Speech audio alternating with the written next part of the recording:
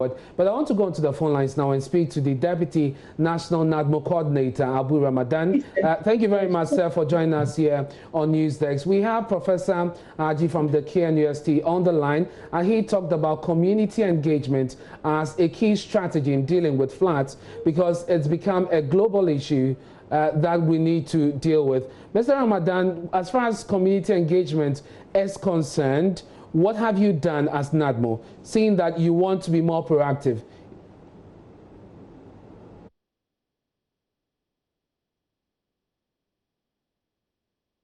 Various communities, particularly in the hot zones, where we find as hot zones in terms of the perennial flooding each and every year. And our zonal and district offices have been engaging in those communities. We've also been collaborating with the Ministry of Works and Housing to undertake some desilting exercises, and we've been carrying out a lot of sensitization since the rains ended last year, and it's a continuous process that we've not stopped till now. So where exactly have you been desilting? Oh, you know, the Ministry of Works and Housing has been desilting some major drains in Accra and across the country, as the Minister of Works and Housing the other day announced. And they in some areas, particularly in the dredging. And you see, most importantly, you won't see a drain dredge this year and dredge next year again at the same time, because when it is done that way, the impact of the rains will be felt heavier. So sometimes you must allow for vegetation to even grow along the banks of the river to hold the sand from being washed back into it. But I can tell you for sure that some drains in Accra have been dredged, and that is the reason why the first 2-3 rains that hit this year, not the first heavy rain downpour we've had. This, I think, the third or fourth one this rainy season, and the first two, the impact was felt minimal. It's not been as huge as this. The Metro Agency is warning that we'll have more rains. How prepared is NADMO for the situation? Oh, we are fully prepared. As I'm talking to you, our men are still on the field. And you see, most importantly, we need to make this point. Most importantly, when it comes to these sort of rains, most of the areas are area flooding. We need not to put ourselves in a panic mood. It's mostly area flooding, and we don't need to put ourselves in a panic mood, because when the rains come, within a matter of 10, 15, 20 minutes, maximum 30 minutes after the rains subside, you realize all the water runs out and the place dries out. The problem areas itself are the exit points where the water exits into the sea.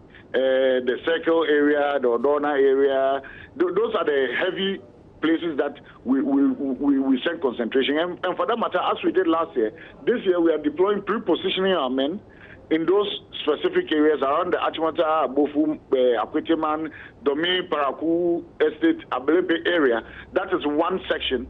Circle Odona, that is the Odon River, Alajo industrial area, Ever Park area, are all one zone 2 as well. Now we are zoning La Paz, Awushi, Santa Maria, Tabora, Lincoln area, Nya Market, Kwashibu, Malam Junction, Ablekuma, and Dansoman as another zone 2 as well, where we are going to pre-position our men. Should the rains start, we would have our men on the field already. And with the support of the 48th Engineers Regiment, close collaboration between us and the 48th Engineers Regiment, be ready to deploy and respond when the need be. And just 30 seconds on this one, on the issue of the Odona, as we have it now. Have you moved in already? What help are you giving to the people? Oh, our men have been there from I think 4 a.m. 2:30, from 2:30 when the rain started itself, but the men are still there. We're waiting, and you see, most importantly, in situations like this, in the heat of it, there's very little we can do, because there must be proper assessment of the impact, the number of people affected, because we just can't release items from our warehouses and say just because it's rained, move in.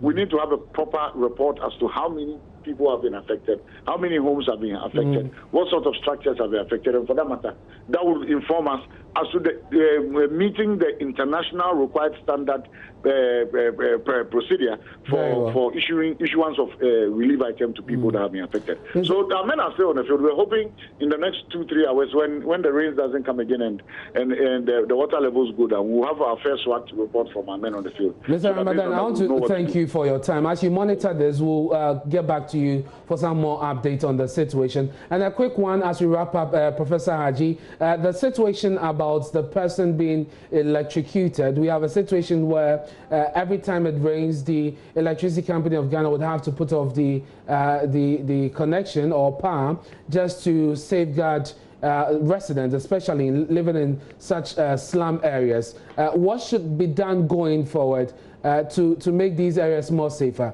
Quickly.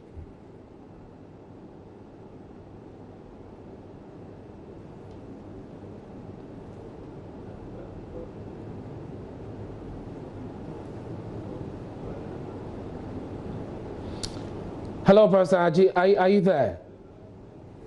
All right, we lost Professor Haji there, but that's it for our coverage of the flooding situation in Accra as we speak. We'll bring you more on this in our subsequent bulletins, but this is your election headquarters.